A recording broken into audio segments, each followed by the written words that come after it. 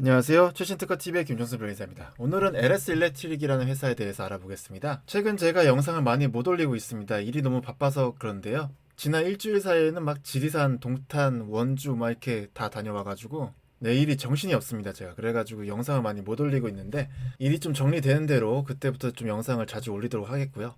여튼 오늘은 LS 일렉트릭이라는 회사에 대해서 알아보겠습니다. 이 회사가 고압기기, 저압기기, 변압기 뭐 이런 제품들을 만드는 회사인데, 이 회사가 좀 여기 적혀 있는 제품군을 보면은, 기업 소개에 적혀 있는 제품군을 보면은 좀 올드하죠. 올드한데 가지고 있는 그 신사업들이 많아서 지금 꽤 성장을 많이 한 상태고, 그래서 LS 일렉트릭의 수주 잔고를 보면은 최근 2분기에 가장 좋은, 가장 많은 수주 잔고를 지금 역대 비교를 해보면, 한 3년 동안 비교해보면 가장 많은 수주 잔고를 기록하고 있다 라고 알 수 있고요. 그래서 신재생 에너지 관련해 가지고 LS 일렉트릭이 신사업을 잘 추진해 가지고 이쪽에서 매출이 잘 나오고 있는 것으로 보입니다. 그런 LS 일렉트릭에서 추진하고 있는 신사업은 이제 ESS 관련된 것들이 있는데요. ESS라고 하면 그 신재생 에너지의 그 에너지가 발생된 거를 저장해 주는 그런 보관소 역할을 하는 거죠. 그래서 배터리들이 그 에너지들을 저장하고 있고, 그와 관련해 가지고 이 저장되어 있는 배터리들을 어떻게 관리해주는 그런 네트워크들이 필요하겠죠.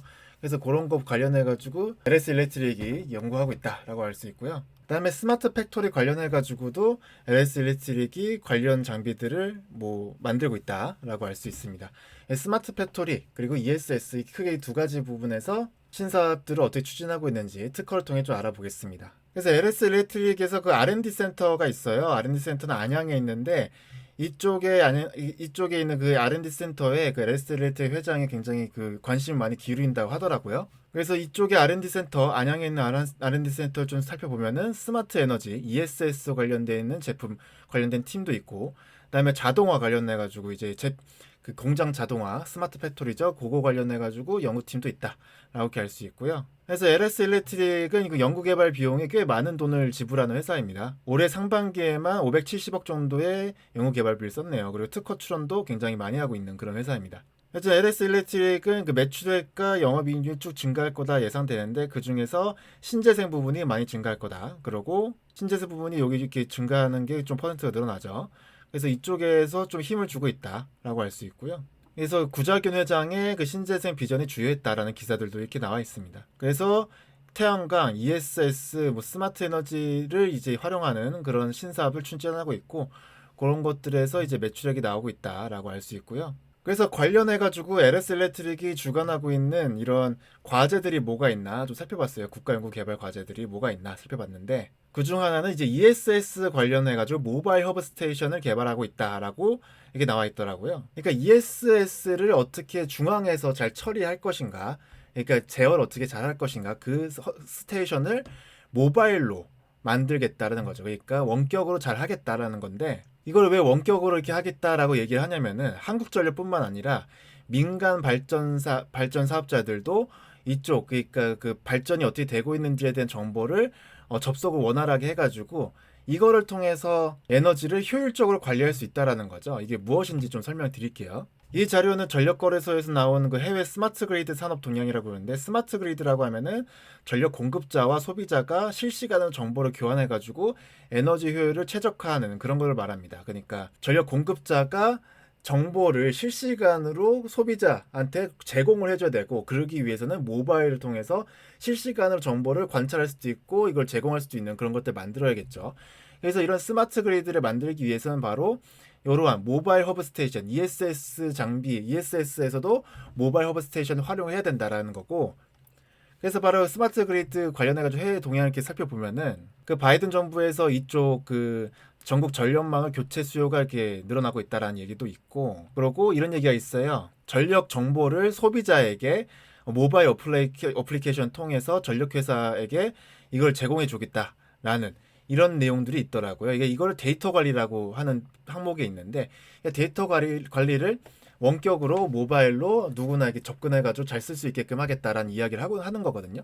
이렇게 데이터 관리를 다른 사업자들에게 제공할 수 있는 그런 스테이션을 만듦으로써 스마트 온도 조절 장치와 같은 이런 획기적인 스마트 그리드 시스템을 만들 수 있다는 거죠. 예를 들면은 집이 비어있으면 조명 끄고, 움직임이 감지면 조명 켜고, 이런 식의 스마트홈 기기들과 그다음에 에너지 ESS 같은 에너지를 지금 제공해주고 있는 그쪽에서의 그 정보들을 조합을 해가지고 최적의 전력 효율을 내겠다라는 이야기를 할 수 있는 겁니다. 그래서 그런 거 관련해가지고 LS 일렉트릭에서는 관련 특허가 뭐가 있는지 살펴봤어요. 그래서 요거는 멀티레벨 컨버터 방식의 스테이트콤 시스템이라는 건데 아직 등록이 된 특허는 아니고요.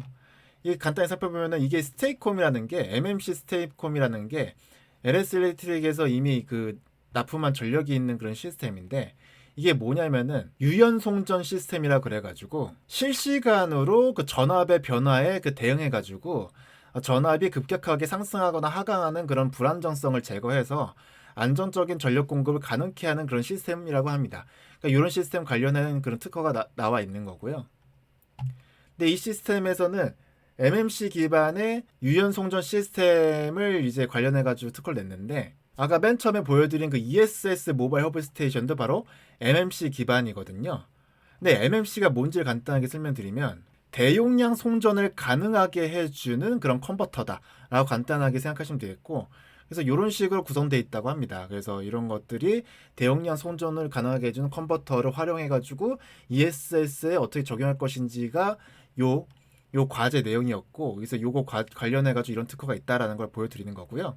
근데 이 특허에서는 어떤 걸 언급하고 있냐면은 이 MMC 스테이트콤이라고 하는 이 시스템을 어떻게 효과적으로 그 배치를 해가지고 기존의 제어 시스템 구조를 단순화시키겠다라는 얘기를 하고 있어요. 그리고 이러한 VCU라고 하면은 밸브 커넥션 유닛이라고 하는 건데 이 그러니까 상위 제어기 위에 있는 제어기 밑에 바로 이 전력을 직접적으로 공급하는 이런 서브 모듈과 직접적으로 소통을 하는 하단에 있는 VCU라는 것들이 제어를 1차적으로 하고 그 다음에 상위 제어기가 배치되어 있다라는 식의 그런 구조를 설명하고 있고 그러면서 배터리 서브 모듈이 이렇게 조합되어 있는 이러한 그 칸막이들을 이제 여기서는 밸브 섹션이라고 부르는데 이 밸브 섹션의 그 사이사이에 각각의 이 통로 공간에 밑에 공간에 VCU 제어기를 이렇게 배치함으로써 이 공간적인 효율을 증가시키고 그리고 이 공간 효율을 증가시킴에 따라서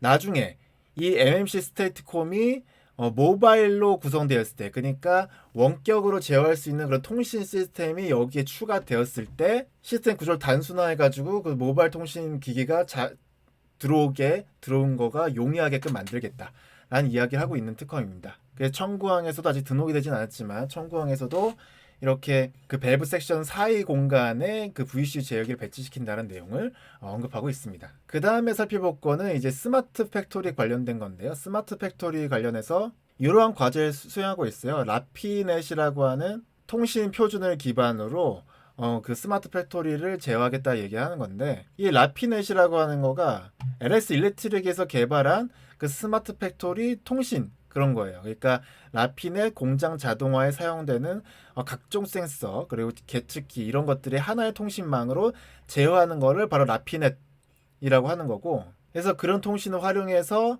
그 공장 자동화에 어떻게 그 하겠냐라는 건데 이 과제는 근데 PLC 제어기와 관련된 이야기를 하고 있는 거거든요. PLC 제어기라고 하면은 그냥 여러 기계나 프로세서를 제어하는 그런 전자장치라고 보시면 되는데 이 여기 PLC 프로그램 자동 개발 시스템이라고 하는 요 특허를 살펴보니 이건 아직 등록이 된 특허는 아니고 20년도 7월에 공개가 됐습니다. 요 특허를 보니까 PLC 프로그램을 자동적으로 개발해주는 그런 시스템에 관련된 그 특허를 내놨더라고요. 그래서 이거가 왜 필요한지 좀 봤더니 기존에는 이 PLC 프로그램이 제어 장치와 I/O 모듈 사이의 이 제어 관계, 이 통신 관계들을 다 일일이 확인해가지고 이게 정상적으로 활용되고 있는지를 검증한다고 해요. 근데 이 PLC 프로그램을 개발자가 직접 입력을 해서 기존에는 넣었는데 이렇게 되다 보니까 이 제어 장치와 이 모듈, 이 관계가 달라질 때마다 PLC 프로그램 개발 다시 해야 된다는 그런 문제가 있었다는 거예요. 그러다 보니까 인공지능 클라우드 플랫폼 여기 넣어가지고 그래서 그 공장 자동화 시스템 만들 때 그 PLC 프로그램 툴을 인공지능이 알아서 개발해가지고 여기에다가 프로그램 딱 넣게 하겠다라는 내용의 특허를 설명하고 있는 거고요. 그래서 청구항에서도 뭐 아직 등록이 되진 않았지만 인공지능 클라우드 플랫폼을 활용해가지고 오류를 검증하는 그런 자동화 서버와 관련되어 있는 내용이 청구항에 들어가 있습니다. 그래서 이러한 PLC를 구성하는, 그러니까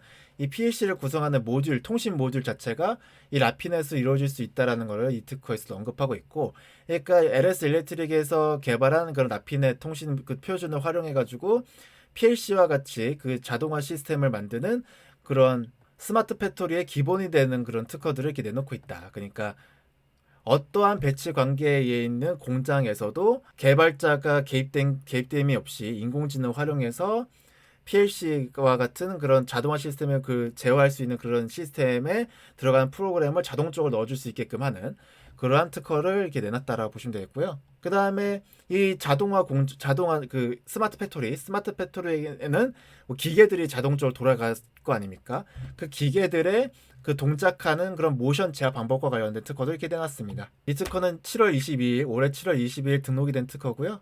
이 특허에서 어떤 얘기를 하냐면은 로봇 하나를 제어하는 거 쉽다 이거예요. 근데 이런 축이 여러 개가 있는, 이게 여기 축 하나가 있고 이게 막 이렇게 돌아가죠. 여기도 축 하나가 있고 이게 돌아가고, 이러한 축이 여러 개가 있는 그 로봇들을 동시에 제어하는 건 어렵다라는 이야기를 하고 있어요.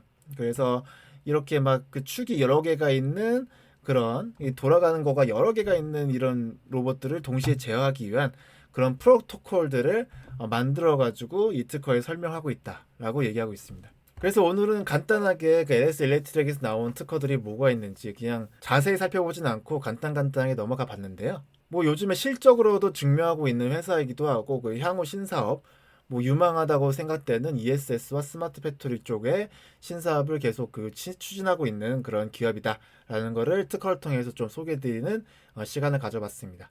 오늘의 영상도 마음에 드셨다면 구독과 좋아요 부탁드리겠습니다. 감사합니다.